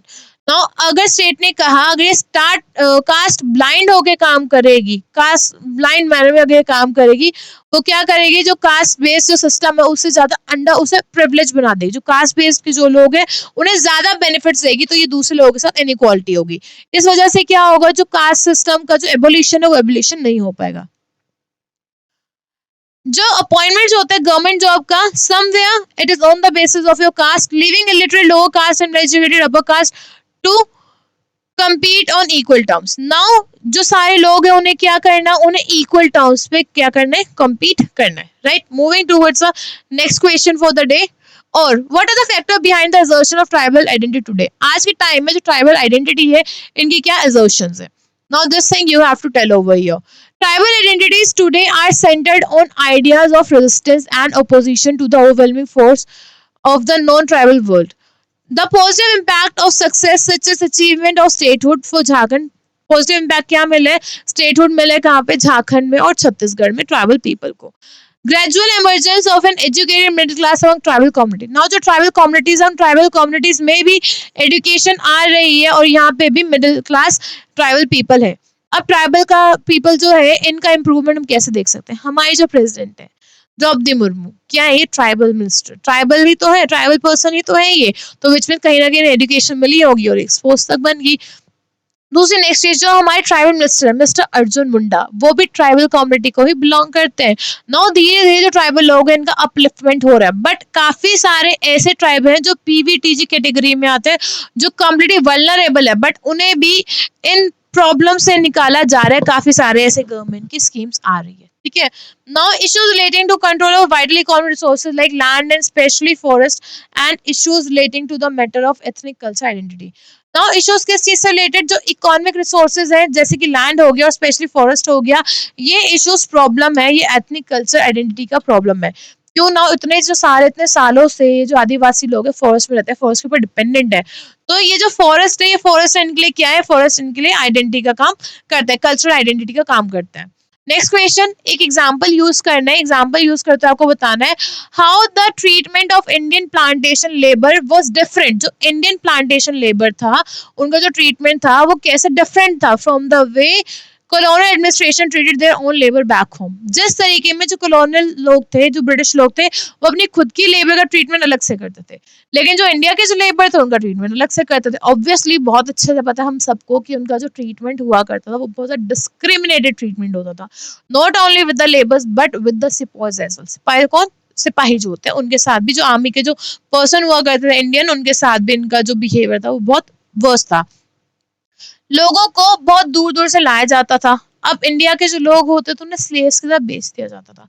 Africa से लोगों को स्लेव्स को उठाया जाता था, उन्हें बेच दिया जाता था, ठीक है। Now triangle trade kind of चलता था, एक ट्रेड होता था जिसे हम ट्रायंगल ट्रेड कहते हैं, डीप पे हम नहीं जाएंगे, बस ट्रायंगल ट्रेड होता था जिसमें लेबर्स को सेल ऑफ करा जाता था, ठीक है। पीपल को कहा जाता था, बहुत दूर दूर की जगहों से लाया जाता था, ऐसी जगहों पे लाया जाता था जहाँ पे वो जिसके बारे में उन्हें पता ही नहीं है। नाउ जैसे इंडियन लोग हैं, इंडियन को श्रीलंका ले जाया गया आज से बहुत बहुत साल पहले, 1500 सालों पहले, और ब्रिटिशर्स के टाइम में भी काफी इंडियंस को वहां पे भेजा गया लेबर्स की तरह, possessing an unhealthy climate and infecting with strange fevers. Now अब अगर हम यहाँ से आप किसी फॉरेन कंट्री में आओ जाओ तो वहाँ का क्लाइमेट डिफरेंट है, उस क्लाइमेट की वजह से मे बी आप सर्वाइव कर भी पाते थे, वो लेबर्स यहाँ सर्वाइव नहीं भी कर पाते थे। क्यों? क्योंकि वहाँ पे क्लाइमेट चेंज होता था और जो कंडीशंस होती थी इन लेबर के लिए वो बहुत ज़्यादा एक्सट्रीम कंडीशन होती थी जो कि अनहेल्दी होती थी। Require the provision of financial and other incentive which the tea planter Assam are unwilling to offer. Required the provision of financial and other incentive which the tea planters of Assam were unwilling to offer. Now ये जो T planters है असम के, उनके बारे में यहाँ पे बात करी गई है, विच में साथ क्या क्या प्रॉब्लम्स आया करती थी। तो जो टी प्लांटर्स है उसमें से काफी सारे ऐसे लोग भी थे जो ट्राइबल कम्युनिटी को बिलोंग करते थे। Planters took rescue to fraud and coercion. Now resources. Now planters took recourse to fraud and coercion. Planters वहां से भागना चाहते थे क्योंकि लोगों को अलाउड नहीं होता था कि जिस रीजन में ये लोग हैं उस रीजन को ये लोग छोड़कर जाएं अपने मालिक के परमिशन के बिना। अगर एक बार ये प्लांटर वर्कर की तरह आ गया तो विच मीन्स उसका सिंपली मतलब ये है कि वहां से ये लोग छोड़ के नहीं जा सकते अनलेस अपनी फैमिली तक से ये मिलने नहीं जा सकते। जिस लैंड पे इन्हें लाया गया उस लैंड से भी ये निकल कर नहीं जा सकते। इतने हार्ड रूल हुआ करते थे लोगों के लिए। Now planter persuaded the government to aid and abet them passing penal laws. Now जो planters है, planters ने गवर्नमेंट को कहा कि हमारी मदद करो, एड करो हमें, हमारी मदद करो और हमें ऐसे लॉज दो जिससे कि हम अपने आप को प्रोटेक्ट कर सकें। Now passage based question again it is every human being needs a sense of stable identity to operate in this world. हर एक ह्यूमन बीइंग को एक सेंस, एक स्टेबल सेंस चाहिए, एक स्टेबिलिटी चाहिए, एक माइंड की स्टेबिलिटी चाहिए इस वर्ल्ड में रहने के लिए। Question like who I am, question कैसे क्वेश्चन कि मैं कौन हूँ, how am I different from others, मैं और लोगों से डिफरेंट कैसे हूँ, how do other understand and comprehend me, बाकी के लोग मुझे कैसे समझते हैं। Now what goal and aspiration should I have, मेरे क्या गोल होने चाहिए, मेरे क्या एस्पिरेशंस होने चाहिए, मेरे क्या मर्जी वगैरह, मेरे क्या विल होनी चाहिए। Now constantly crop up in our life right from the childhood. Now childhood से ये जो क्वेश्चंस है, ये क्वेश्चन हमारे माइंड में आते रहते हैं, हमारे माइंड में और बढ़ते रहते हैं। We are able to answer many of these questions because हम इनमें से काफी सारे क्वेश्चन को आंसर कर सकते हैं। कैसे कर सकते हैं? Of the way in which we are socialized, जिस वे में सोसाइटी हम रहते हैं और हमें सोसाइटी जिस वे में डाल देती है उस वजह से हम क्या कर सकते हैं, इन क्वेश्चन को आंसर कर सकते हैं। और इनमें से जो काफी क्वेश्चन होते हैं सोसाइटी हमें सिखा देती है। चाहे सोसाइटी में सबसे पहले जो सोशल ग्रुप होते हैं, हमारी फैमिली होती है, फैमिली हमें सिखा देती है कि ऐसे जो क्वेश्चन है उसमें हमें कैसे आंसर करना है, उनका क्या रिजल्ट है। ये सोसाइटी से भी, हम अपने फैमिली से भी सीखते हैं और जो कम्युनिटी, जो सोसाइटी है हम उससे भी सीखते हैं, घर में भी सीखते हैं इन चीजों के बारे में, हम घर से बाहर भी इन चीजों के बारे में सीखते हैं। I hope till here I am clear to all of you. Now next, during the communal conflict, communal conflict में धन के आधार पर जो झगड़े होते हैं उस पॉइंट ऑफ टाइम पे communities construct matching but opposite mirror image. Community matching image बनाती है लेकिन अपोजिट मिरर इमेज होती है एक दूसरे की। ये जो स्टेटमेंट है इस स्टेटमेंट को आपको यहाँ पे एक्सप्लेन करना है। Each side the conflict thinks that of the other side as hated enemy. हर एक जो साइड है वो दूसरी साइड को कैसे लेती है, एक दुश्मन की तरह लेते हैं, एक दूसरे से वो नफरत करते हैं। Tendency to exaggerate the virtues of one's own side as well as the vice of the other side. Each side believes that God and truth are on their side. हर एक को ये लगता है कि भाई हम बिल्कुल सही कर रहे हैं, जो भगवान है ना भगवान भी हमारी तरफ है, लेकिन हम अपनी गलती को रियलाइज नहीं करते। दोनों साइडों को लगता है कि भाई तो भगवान तो हमारी तरफ है, भगवान तो हमारी मदद करने खड़ा है, but we forget to realise the thing that we may also be wrong. It's not compulsory कि जो अदर साइड है वो रॉन्ग है, हम भी गलत हो सकते हैं। Now, when two nations at war, patriots in each nation see the other as the enemy aggressor. अब दो देशों की लड़ाई हो रही है तो जो दूसरा सामने वाला देश है उसे एनिमी ही माना जाएगा, ऑपरेसर ही माना जाएगा, नो मैटर वो जितना मर्जी सही हो। अब इंडिया और पाकिस्तान की लड़ाई देख लो, चाइना इंडिया की लड़ाई देख लो, तो क्या ये अपने आप को ही सही मानेंगे ना, दूसरे को गलत थोड़ी मानेंगे? तो ये चीज तो बिल्कुल नहीं होगी। तो ये दूसरी साइड को क्या लेते हैं, दूसरी साइड को ही एनिमी की तरह ही कंसिडर करते हैं। आई होप यहाँ तक आपको समझ आ गया होगा, राइट। नाउ नेक्स्ट की तरफ प्रोसीड करते हैं ना। ग्रीन रेवोल्यूशन, हरित क्रांति जिसे आप कहते हैं, ये 1960s में लाया गया था। ब्रॉट अबाउट सिग्निफिकेंटली काफी सारे चेंजेस लाया, लेकिन हर एक सेक्शन में चेंजेस नहीं ला पाया था। Green revolution as you know was government programme of the agriculture modernisation. Agriculture को मॉडर्नाइज करने के लिए जो प्रोग्राम है ग्रीन रेवोल्यूशन का, इस प्रोग्राम को लाया गया था, ठीक है। It was largely funded by international agencies. इसको जो इंटरनेशनल एजेंसीज थी और इंटरनेशनल एजेंसीज ने इसे फंड करा था। That was based on providing, अब क्या क्या चीजें प्रोवाइड करी जाएंगी, HYV seeds, high yielding variety seeds provide करी जाएगी, या फिर जिन्हें आप हाइब्रिड सीड्स भी कह सकते हैं, वो प्रोवाइड करी जाएगी। साथ में पेस्टिसाइड्स प्रोवाइड करी जाएगी, पेस्टिसाइड्स, फर्टिलाइजर्स हो गया, अदर इनपुट्स हो गए फार्मर्स के, इंसेक्टिसाइड्स हो गया, केमिकल हो गया, टूल्स वगैरह हो गया, इरिगेशन फैसिलिटीज हो गया होगी, ये सारी चीजें प्रोवाइड करी जाएगी फार्मर्स को। Was green revolution accompanied with positive social effect? क्या ग्रीन रेवोल्यूशन से सोशल पॉजिटिव इम्पैक्ट आया था निकल करके? आंसर है नो, सोशल इम्पैक्ट नहीं आया, क्योंकि ये सिर्फ कुछ रीजन्स तक ही कंसंट्रेटेड था। Farmers like UP, Haryana, Punjab, only these farmers benefited by this green revolution. बाकी सारे फार्मर्स को ग्रीन रेवोल्यूशन का बेनिफिट नहीं हुआ। आज के टाइम में भी काफी सारे ऐसे फार्मर्स हैं कंट्री काफी जगह में जो बहुत ज्यादा एक्सट्रीमली पुअर है, ठीक है। primarily the medium and the large farmers who were able to benefit from the new technology। Starting में सिर्फ जो रिच फार्मर्स थे और जो मीडियम फार्मर्स थे, वही जो लार्ज और मीडियम फार्मर्स थे सिर्फ उन्होंने ही फायदा उठा पाए वो इस चीज का। Increasing inequalities in rural society, जो रूरल सोसाइटी थी उस रूरल सोसाइटी में क्या बढ़ती जाती है, उस रूरल सोसाइटी में इनइक्वालिटीज बढ़ती जाती। मेजर डिफरेंस था वो डिफरेंस बढ़ता जाता, जो गैप था वो वाइडन अप होता जाता। Displacement of service caste group, ना जो सर्विस कास्ट ग्रुप थी उसकी डिस्प्लेसमेंट होती जाती। सर्विस कास्ट ग्रुप में एक पर्टिकुलर कास्ट का ग्रुप जो सर्विसेज प्रोवाइड करता था, विच में जो लेबर की जो सर्विस प्रोवाइड करता था, स्पेसिफिकली जो बिहार से लोग आते हैं वो लेबर प्रोवाइड करते हैं। मार्केट ओरिएंटेड कल्टीवेशन, कल्टीवेशन कैसे थी, वो चीजें जो मार्केट में बिक रही थी उन चीजों को लेकर के कल्टीवेशन करी जा रही थी। Specially where a single crop is grown, specifically जहां पे एक सिंगल क्रॉप, एक सिंगल फसल उगाई जाती है। प्राइस घट रहा था, जो फसल थी वो क्या थी, फसल खराब आ रही थी, फाइनेंशियली पैसा नहीं था लोगों के पास, और जो फार्मर की जो कंडीशन थी वो वर्स्ट होती जा रही थी। इससे जो रीजनल इनइक्वालिटीज थी वो रीजनल इनइक्वालिटीज बढ़ गई। रीजनल इनइक्वालिटीज क्यों बढ़ गई, यूपी, हरियाणा और पंजाब के जो फार्मर्स है सिर्फ वो बेनिफिट थे, बाकी कंट्री के जो फार्मर्स उन्हें बेनिफिट ही नहीं हुआ। तो रीजन बेस की जो इनइक्वालिटी थी वो इनइक्वालिटी भी बढ़ गई, तो जो प्राइस था क्रॉप्स का वो प्राइस भी फॉल हो गया, ठीक है। The structure of family can be studied both as social institution in itself and also in its relationship। now जो स्ट्रक्चर है एक फैमिली का, एक फैमिली के स्ट्रक्चर को आप दोनों तरीके से पढ़ सकते हैं। अच्छा, पहला तरीका क्या है जिस तरीके में आप फैमिली के स्ट्रक्चर को पढ़ सकते हैं? पहले सोशल इंस्टीट्यूशन, खुद में एक स्ट्रक्चर, एक तरीका है। दूसरा क्या है, relationship to other social institution, बाकी के सोशल इंस्टीट्यूशन के साथ आपकी रिलेशनशिप कैसी है, इस चीज को इलैबोरेट करना है। Work schedules of young parents in software industry, ना जो वर्क है, जो यंग पेरेंट्स है उनका जो वर्क है वो कहाँ पर हो गया है, वर्क शेड्यूल कहाँ पे हो गया, सॉफ्टवेयर कंपनीज में हो गया, सॉफ्टवेयर इंडस्ट्रीज में हो गया. Changes are purposely brought about as when young people decide to choose the spouses instead of letting elder decide.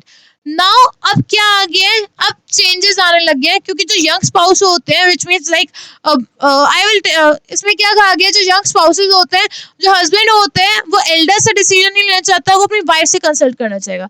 Similar way में जो वाइफ है वो अपने हस्बैंड से कंसल्ट करना चाहेगी instead of taking permission to elder. Now अब एक तरीके में सही भी है, एल्डर से परमिशन लो, that is very very good, उनसे डिस्कस करो. लेकिन मार्केट में क्या चल रहा है वो चीज, और मार्केट का क्या सिनेरियो है, कौन सी इंडस्ट्री का सिनेरियो है, वो आपके स्पाउसेस को बेटर पता होगा. क्यों? क्योंकि वो आपकी ही जनरेशन के हैं और जो चीजें आप फेस कर रहे हैं वही सेम चीजें आपके स्पाउसेस भी फेस कर रहे हैं. So discussing with your spouse is a great thing, but the same thing you can also discuss equally with your elders as well. तो यहाँ पे क्या दिखाया, जो spouses है उन्हें ज्यादा वो क्या दे रहे हैं, ज्यादा उन्हें तवज्जो दे रहे हैं, ज्यादा उन्हें what you call that, ज्यादा प्रेफरेंस दे रहे हैं. Now migration of men from villages of Himalayan region can lead to unusual proportion of women-headed families in the village. Now जो Himalayan region है, Himalayan region से जो मेल है वो क्या कर रहे हैं, वो माइग्रेट कर रहे हैं. क्यों? वर्क के पर्पस में. जब हिमालयन रीजन से मेल माइग्रेट कर जाएंगे तो जो फैमिली का जो हेड रह जाएगा वो कौन होगी, वुमेन हेडेड फैमिली होगी.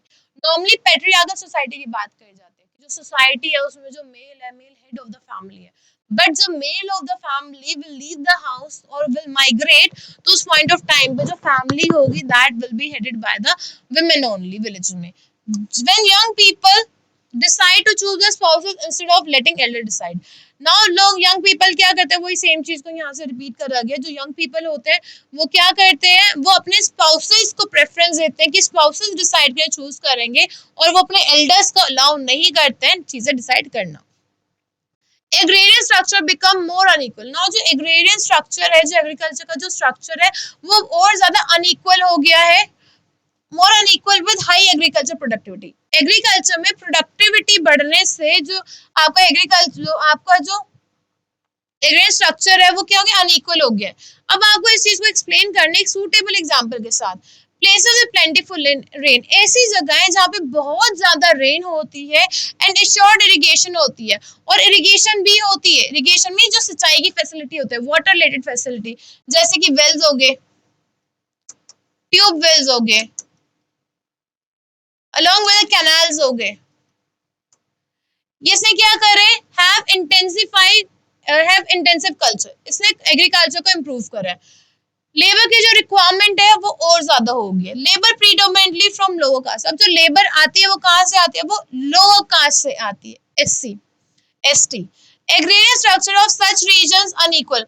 नाउ जो एग्रेरियन स्ट्रक्चर है इन एरिया का वो क्या, वो अनइक्वल है. क्यों अनइक्वल है, they had large number of landless bonded labour. अब एग्रेरियन स्ट्रक्चर इनका अनइक्वल क्यों हो गया, क्योंकि यहाँ पे लार्ज नंबर में लैंडलेस लेबर तो है ही है, लैंडलेस के साथ साथ बॉन्डेड लेबर भी है. बॉन्डेड मींस बंधुआ मजदूरी जिसे कहते हैं. साउथ की जो मूवीज आते हैं वहां देखा ना, बंधुआ मजदूरी की, लोग ला रहे हैं हाथ में एक ठप्पा सा लगा रहे हैं, उन्हें लेके जा रहे हैं कि भाई तुमने हमारा लोन नहीं दिया, इंटरेस्ट नहीं पे आउट करा, अब तुम उम्र भर हमारा काम करोगे और अपना जो इंटरेस्ट होगा उसको चुकाओगे. ऐसी चीजें दिखाई जाती थी पहले. ठीक है, अब सेक्शन डी आ गया. नाउ जो सेक्शन डी है, सेक्शन डी में क्या ग्राफ दिखाया गया. अब इसे आप ध्यान से देखेंगे तो यहाँ पे क्या करो, यहाँ पे इंडिया को शो करो. कौन से ईयर में शो किया गया, 2024 चल रहा है बट 2026 का डेटा दिया गया. यहाँ पे पॉपुलेशन क्या दिखाएगी है कि जो पॉपुलेशन होगी कितनी पहुंच जाएगी इंडिया की, 146 करोड़ 72,31,209 पॉपुलेशन बढ़ जाएगी. नाउ अगर आप इस साइड देखो तो ये क्या है, ये मेल्स का नंबर है. अगर आप इस साइड देखो ये फीमेल का नंबर है. नाउ यहाँ में साथ में क्या दिखाएगा, साथ में एज ग्रुप दिखाया गया. ठीक है, अगर आप यहाँ पे बात करते हैं ये 10% है, 8% है, 4% है, 2%, 0%, देन अगेन स्टार्ट हो 10% तक. यहाँ पे एज ग्रुप है. नाउ जो पॉपुलेशन है वो किस एज ग्रुप से बढ़ रही है. पहले जो 0 to 4 की जो पॉपुलेशन है मेल की वो कितनी है, 39%. फीमेल की कितनी है, 37%. सिमिलर वे में 5 to 9 ईयर्स के बच्चों की कितनी आ गई, 4.1. 1%, देन फीमेल में 3.7%। नाउ इसी वे में अगर आप देखते जाएंगे ये जो डेटा है, ये डेटा यहाँ पे आके ब्रॉडन अप हो रहा है। Let me come over, data यहाँ पे आके चौड़ा हो रहा है थोड़ा। अब ये जो एज ग्रुप है, ये एज ग्रुप को देख रहे हैं, ये एज ग्रुप कहाँ से बिगिन है, समवेयर अराउंड यहाँ से 10 से लेकर के, अलाउ मी मोमेंट, 10 से लेकर के ये समवेयर अराउंड आप मान लीजिए यहाँ तक, ठीक है, यहाँ तक ब्रॉडर है, फिर वो लीन हो रहा है। 35 टू 39 एज ग्रुप की यहाँ पे बात करी जा रही है, मेल्स की भी एंड फीमेल्स की भी, ठीक है। अब ये डेटा किसका दिखाया गया, ये डेटा 2050 का दिखाया गया, ठीक है, 2026 और 2050, 24 सालों के बाद का दिखा दिया गया। अब यहाँ पे हम प्रीवियसली पॉपुलेशन देखें तो कितनी है, 146 करोड़ अप्रोक्सीमेटली, और यहाँ पे कितनी है, 167 करोड़ अप्रोक्सीमेटली। अब ये डेटा और इन डेटा में डिफरेंस है। ये पिरामिड कुछ इस शेप में जा रहा है, जहाँ पे जो एज ग्रुप है यहाँ पे 89 तक 90 तक के एज ग्रुप, वहाँ पे जो लोग हैं बिल्कुल ही कम हो गए। 94 के एज ग्रुप तक फीमेल 0.1% है और मेल तो बिल्कुल भी नहीं है, ठीक है। अब ये डेटा क्या है, ये डेटा को अगर आप देखेंगे यहाँ तक लीन है, बट यहाँ से ये डेटा क्या हो रहा है, ये थोड़ा ब्रॉडन अप हो रहा है। ब्रॉडन अप लाजर हम इसे यहीं से लेंगे, यहाँ से ब्रॉडन अप होकर यहाँ तक रह रहा है, उसके बाद फिर से ये जो पिरामिड है, ये पिरामिड चेंज होता जा रहा है, ठीक है। अब ये जो पिरामिड दिया गया आपको, जो पॉपुलेशन बेस्ड जो पिरामिड है इंडिया का 2026 का, 2050 का, इसके डेटा के बेसिस पे आपको क्या देना है, इस डेटा के बेसिस पे आपको यहाँ पर जो क्वेश्चन है उसका आंसर देना है। What is demographic dividend, demographic dividend क्या होता है, benefits flowing from change age structure, age structure में चेंज आ रहे हैं उसे हम क्या कहते हैं, उसे हम कहते हैं डेमोग्राफिक डिविडेंड। अब यहाँ पे देख लीजिए, हम सिंपल लेते हैं 24 से लेकर के 50, इसको नोट कीजिए एक बार आप, let me zoom it for you people, see यहाँ पे डिफरेंस देखिए, ये 3.4 है और यहाँ पे 2.9 है, 55 और 59 का, ठीक है, सॉरी 3.3 है। अब जो हमारा जो दूसरा डेटा है हम उसकी तरफ चलते हैं। नाउ यहाँ पे 2024 4.5 है और यहाँ पे 2024 कितना 3.4, डिफरेंस आ गया यहाँ पे, तो उसकी जो वाइडन अप है उसमें भी फर्क आ जाएगा। नाउ 50 टू 54 में यहाँ पे 3.2 है, यहाँ पे 50 टू 54 में 3.6 है, तो विच मीन्स ये जो स्ट्रक्चर है पिरामिड का, जो स्ट्रक्चर है, इस पिरामिड के स्ट्रक्चर में चेंजेस आ रहे हैं। नाउ ये जो पिरामिड के स्ट्रक्चर में जो चेंजेस आ रहे हैं due to the factor of age, इसे हम क्या कहते हैं, this thing is known as your change as changing age structure. What do you infer on comparing the given graphic for age 55 to 59?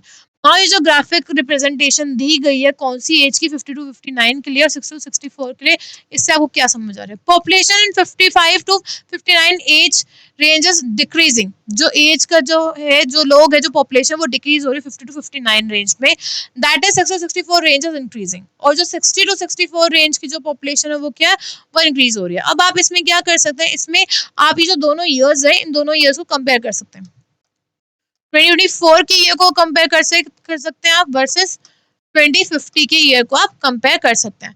55 to 59 यहाँ आ जाइए आप, 55 टू 59 33.3, ये 3.2, now यहाँ पे आ जाइए 2.3 और 2.3 दोनों का इक्वल है, यहाँ पे अलग है, यहाँ पे क्या हो रहा है, यहाँ पे इंक्रीज हो रहा है 2050 में और 2026 में डिक्रीज हो रहा है, 26 आता, यहाँ पे तो डिक्रीज हो रहा है, विच मीन्स जो 2026 है इसमें डिक्रीज है, और 2050 में देखेंगे सेम एज में तो इंक्रीज आ रहा है, तो उसी चीज को यहाँ पर शो करा गया।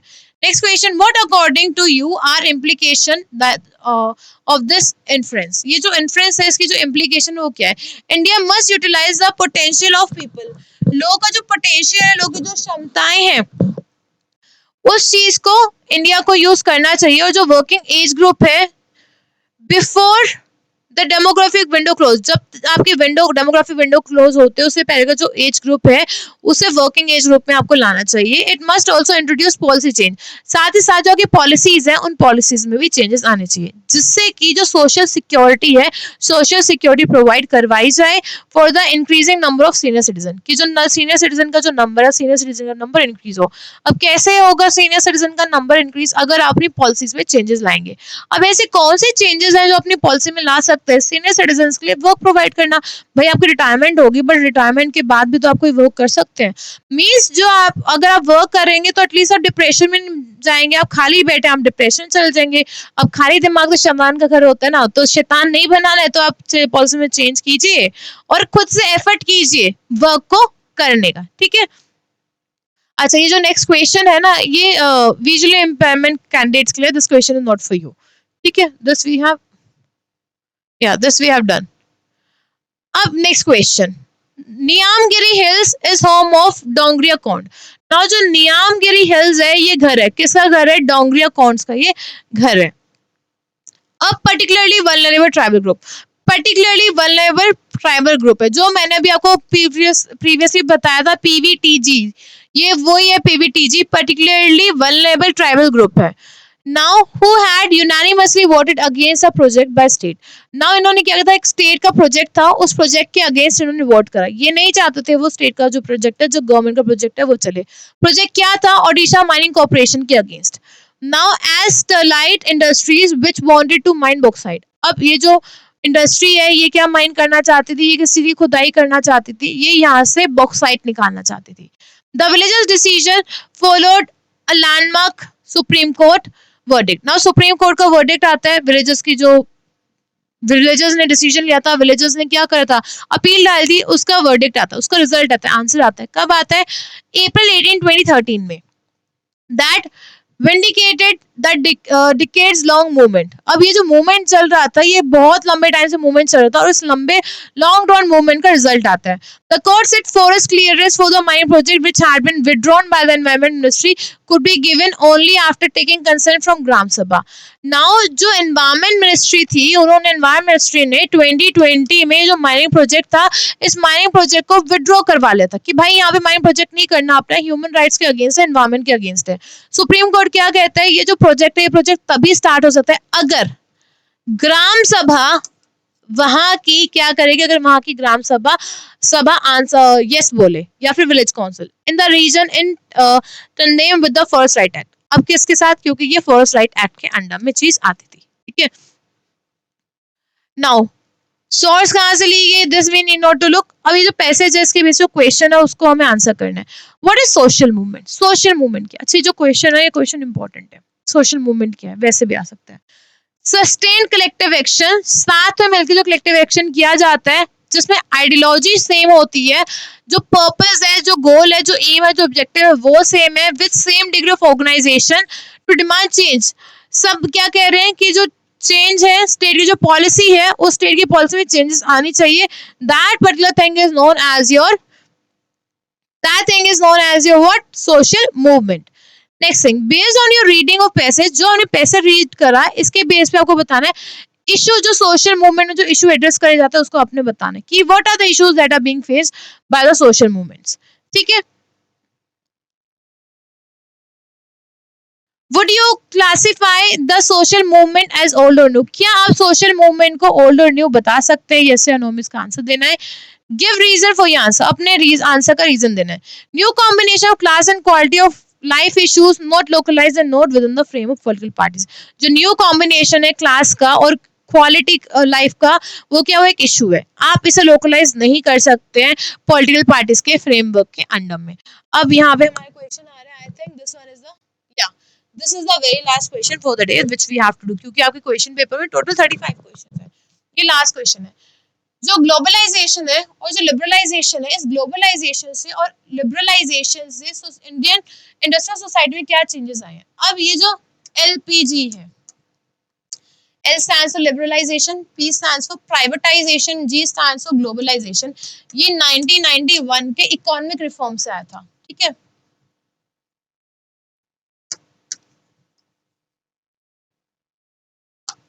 नाउ इसने जो इंडियन इंडस्ट्रियल सोसाइटी है, उस इंडियन इंडस्ट्रियल सोसाइटी में क्या चेंजेस लाए हैं।